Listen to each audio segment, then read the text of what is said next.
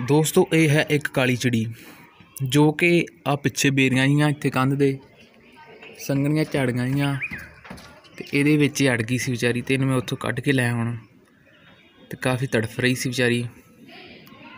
ते आपां हुण इस नूं छड्ड दांगे, आज़ाद कर दांगे। सो आपां इहनूं छड्ड दईए हुण।